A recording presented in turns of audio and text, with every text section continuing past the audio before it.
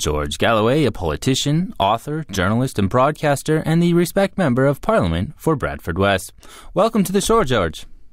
Thank you very much. George, the soldier was wearing a charity T-shirt that said "Help for Heroes" when he was attacked. Considering that a lot of eyewitnesses claim that the killers appeared to be acting strange, do you think the murder might have been a spontaneous act of violence, or was this pre-planned?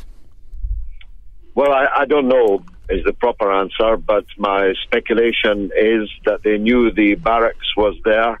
It's a very famous military barracks, and they were looking for a soldier, probably any soldier, and they probably saw him coming out of the barracks. He was a 21-year-old man with no responsibility for British government policy at all, entirely innocent of the crimes of which David Cameron and Tony Blair before him are guilty, and he gave his life's blood because he happened to be in the wrong place at the wrong time.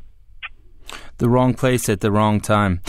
I've seen the pictures of the accident, and it seemed that there was a car that was crashed. Has there been any explanation for why the car was crashed at all? Was this involved somehow, or was this... Well, again, I'm only going on journalistic authority, but I understand they first ran the man down with their car, then they jumped out of their car and set about him with knives and meat cleavers and attempted to, I don't know if they succeeded, to behead him in broad daylight in front of, it seemed like scores of women and children going about their business on that street. Well, so it was a grotesque and sickening spectacle. But my difference with David Cameron is this. This is the kind of thing which Britain is paying for in Syria. In Syria, people are decapitated by the very same kind of fanatic extremists, virtually on a daily basis. And the difference only is that they video themselves eating the hearts of their victims, eating the livers of their victims. This kind of extremism, fanaticism, is paid for by David Cameron in Syria. But of course, when it comes to the streets of London, he comes over all shocked.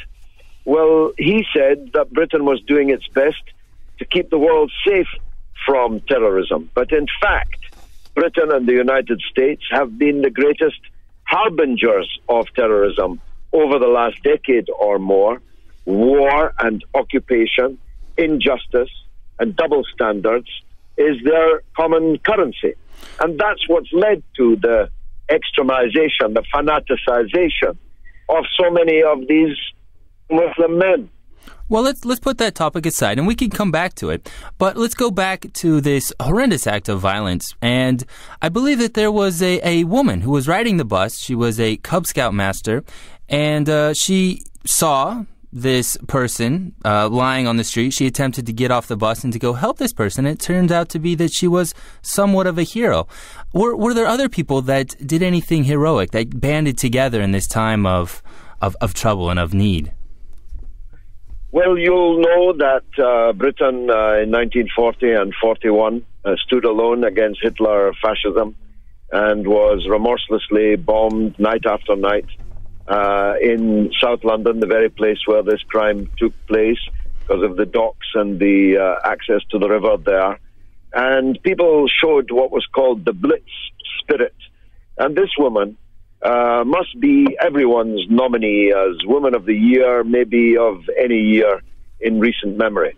She strode up to this murderer and she remonstrated with him, inches away from a blood-spattered meat and a blood-soaked knife and a blood-soaked killer.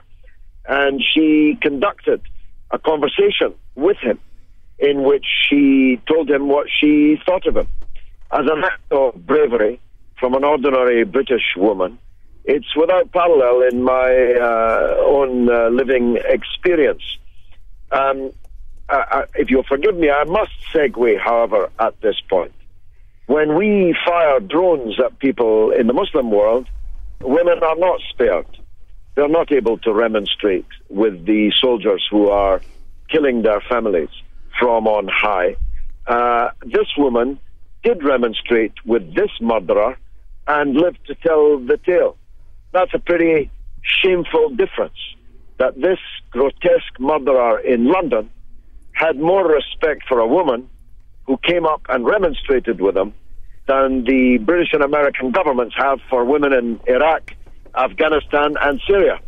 Well, I agree that if it's possible, we should vote for her to be Woman of the Year, because I believe that she spoke with not only one person, but she actually also attempted to speak with the second person as well. Yes.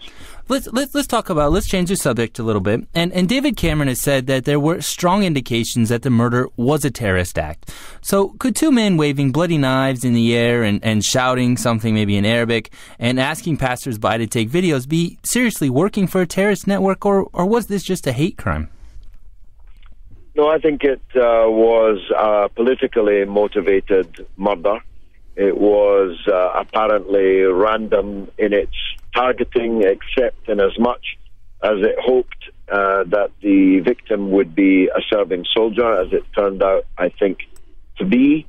And the use of violence for political purposes against innocent people has to be condemned, and has to be a sin in any religion, has to be a crime in any language. And I don't think the method of killing or even the number of victims helps us to differentiate one form of crime from another. My only difference, again, is that I say that such things are unacceptable and absolutely condemnable, whether they're carried out by a man in a beard with a turban in the Tora Bora, or whether they're carried out by a man in a suit in Whitehall or in the White House.